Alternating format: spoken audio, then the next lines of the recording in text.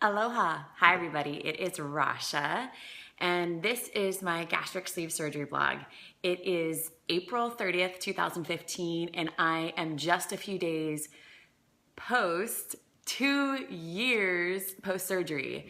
So, this is my 2-year surgiversary update, and just to warn you all out there, parents, I am in my bra and panty today. I really want to show you all everything, my body, and the effects of having gastric sleeve surgery, what my body looks like. And I want to tell you the top 10 things that I've learned over the past 2 years since having weight loss surgery. So I'm going to back up, show you my body, and then I'm going to cheat. I'm going to look in my book to kind of count down with you guys and tell you what my top 10 reasons or things that I've learned since having weight loss surgery. So I'm going to back up so you can see everything. And I'll back up so you can kind of see my whole body, everything, and come on up and you can see.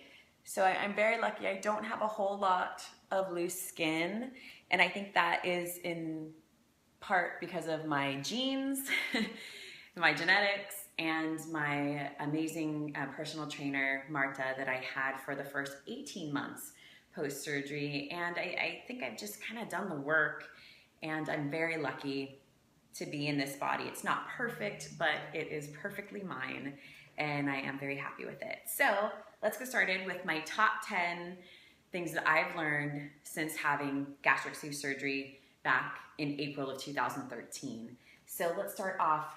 Number one, I'm sorry, I'm gonna keep looking at my book, but number one, I have learned to not live my life on a diet.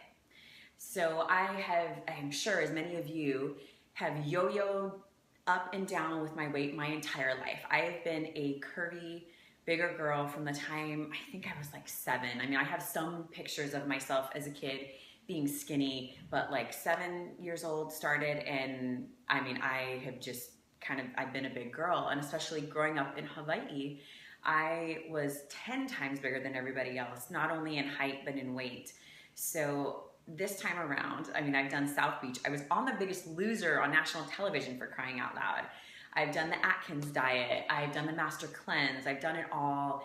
And I pretty much did Weight Watchers because that's what Biggest Loser basically is. We counted calories and worked our butts off every day, which was insane. But this time, I'm not living my life on a diet. I don't count calories. I do pay attention to what I put in my mouth, but I just don't feel like I'm living on a diet. I just try to do my best to live a healthy lifestyle. So that is number one. Number two is I do not think that you should deprive yourself. I don't deprive myself. If I want a chocolate chip cookie, I have a chocolate chip cookie. If I want a piece of bread, I have a piece of bread. I will be honest, I didn't really have carbs very much at all the first year. I limited it, because I just wanted to put more protein in my body. But I don't think you should deprive yourself, because if you deprive yourself, you're probably going to eat 10 times as much as if you just had like one. You shouldn't deprive your body. And again, that kind of goes along with not living your life on a diet. And then next, I've got, just like I said earlier, I'm more aware now of what I put in my mouth. I'm more aware of what I put into my body. I have a tiny little stomach, gastric sleeve surgery. I had 80% of my stomach taken out of my body, so I do my best to fill it with good stuff. I try to do protein first, and I pay attention. I mean, last night, my wife and I had this amazing arugula, chicken, avocado, tomato salad, and a little bit of bread, and afterwards, I had some strawberry ice cream, but I was like looking to see how much sugar was in it, and just kind of paying attention to what I'm putting inside of this vessel that I call my body now. And again, I didn't deprive myself, but I didn't pay for it either. And to let you guys know, I'm sorry, I didn't say the numbers, but I started at 288 pounds at my highest weight in 2013, and my lowest weight since having bariatric surgery is 153. And this week, I've been fluctuating between like 156, 158, 153. I've gone kind of up and down, and I'm not really so much paying attention to the numbers because I hit my goal weight of 167 a long time ago, and I have maintained my weight, within, a few, 6 to 7 pounds for the last year or so, which I'm pretty proud of. So the next thing on my list, number 4, I have so much more energy. And my wife told me too, I was making my list this morning and she's like, yeah, you have so much more energy to do things. I mean, prior to having surgery, I've always been an athlete. I am a highly competitive softball player.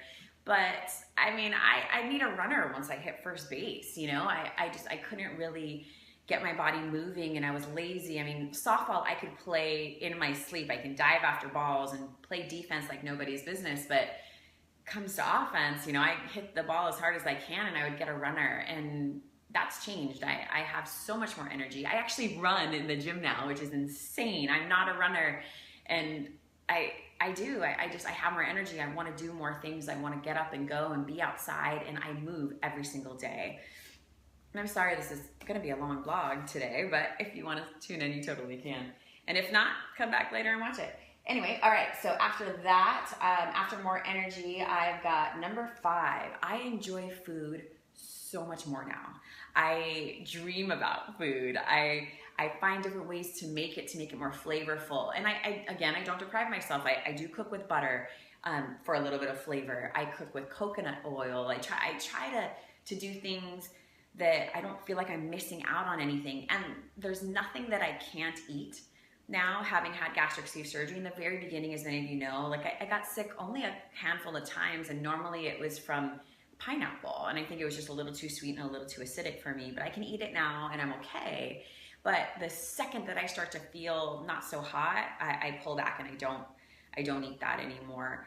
And I just truly enjoy food more now, and I just love it.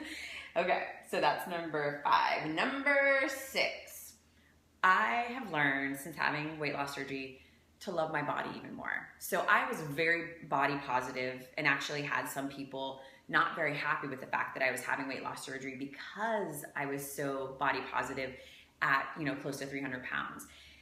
But I love my body now. I love bodies in all sizes, all shapes, all forms, but I feel a little bit more comfortable in my skin, and I think that's just because, you know, I've been coming to you guys every week for 2 years.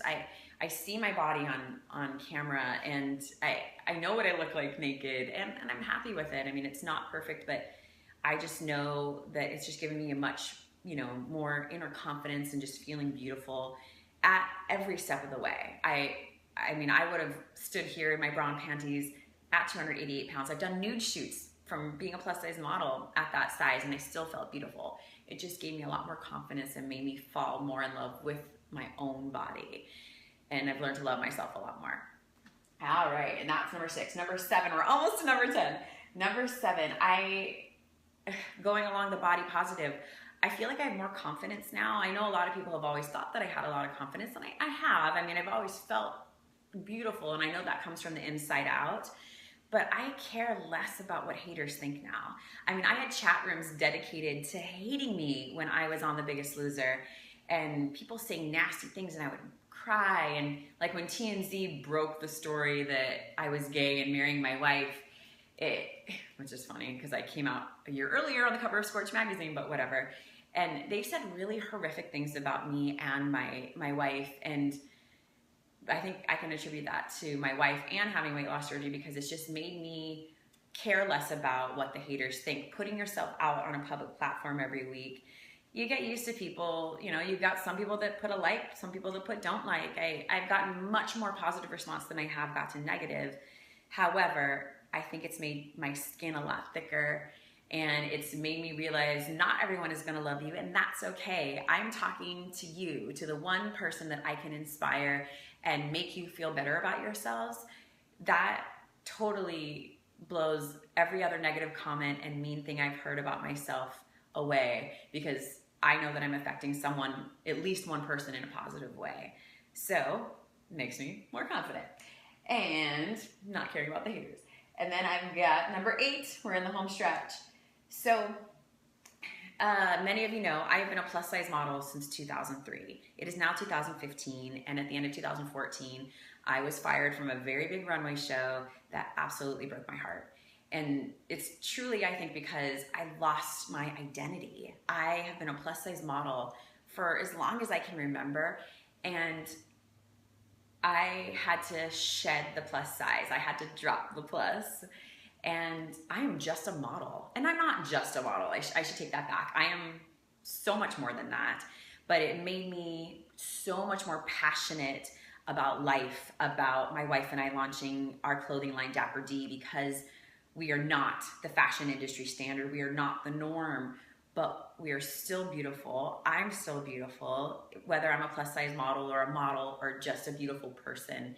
And I am so confident and secure in the fact that I can say that I'm a former plus size model. I'm a model now and a co-founder and co-owner of an amazing clothing line that can inspire other people to be brave, be authentic, and be you. So it's okay that that plus size identity is gone, because the new identity of who I am is here. And that's truly just a beautiful person inside and out. And that's what I aspire to be. All right, we're in the home stretch. Number nine. All right. It's not about the numbers. Even though I talk to you about the numbers, again, I think a lot of people ask me too. I'm 5'8", went from 288 to 153, and I fluctuate in between in, the numbers, but it's not about the numbers. It's about how you feel. And I feel amazing. I mean, a lot of you saw me struggle. The first 3 weeks were brutal hell having the surgery, but I think that's because I had complications because I had a hernia that she had to fix. But it's worth it. Look at me, I'm on the other end of it. I'm 2 years post gastric sleeve surgery. I've had my gallbladder out. I had a hematoma removed from a softball injury last summer because my body didn't like the impact of sliding like I used to slide when I was 288 pounds, and I had to have it surgically removed. But it doesn't matter. All that pain is so worth it. I'm here, and I'm on the other end of this. I'm myself. I'm in the body that I was supposed to be in, and that makes me incredibly, incredibly happy. And I just don't worry about the numbers. I mean, yeah, I've lost 135 pounds, but I would have been happy, losing 100 or just getting under 200 pounds. And I feel really beautiful and really confident in the skin that I'm in, and I don't care about the numbers. But I just tell you guys because you ask me all the time. Now, number 10, and the most important thing that I have learned since having weight loss surgery. Surgery is only a tool. If you have surgery and you think it's gonna be the end all be all and that's all you're gonna do and you're still gonna eat like you ate before you had surgery, you are not going to succeed. You might lose weight, you might start looking good, but it's not gonna stick. This is the longest I have kept weight off in my entire life. When I was on The Biggest Loser, I lost 70 pounds in 5 months. The second I stood, and I stepped off of that scale, I turned to Bob Harper, my amazing trainer, and I said, Bob, what am I supposed to do now? How do I maintain this? And he's like, oh, honey, just eat 1,500 calories a day and work out 45 minutes a day and you'll be golden. And in my head, I'd gone from working out 4 to 6 hours a day, eating, 800 to 1,000 calories a day. And I'm like, what? They're gonna double my calorie intake? And I have to, my mind was boggled, and I was depressed, and I was trying to figure out if I was gay and all that fun stuff. And I started gaining weight like literally the second I got off the stage. And it progressed. And I went from 167 up to 288 over the course of the next few years. In that time, I got married, I realized I was gay, fell madly in love with my wife, and we had our daughter together, which I carried. So many amazing things happened, but this time around, I kept the weight off for me, and I did it not for a TV show. I did it for my wife and for my daughter and for our family and to be here. So what I mean by saying that surgery is only a tool, it was just a small piece of what's led me here. I work out. I don't work out crazy. The team at Oregon Weight Loss Surgery had to scale back my workouts because I was losing too fast.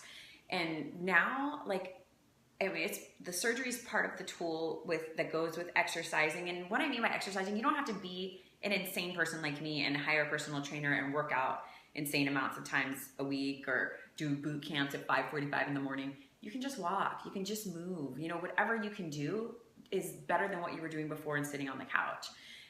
Go for a walk with your daughter, go walk to the mailbox, take your dog out. And that's one tool. And the other tool, of course, is nutrition. I mean, I drink a little bit.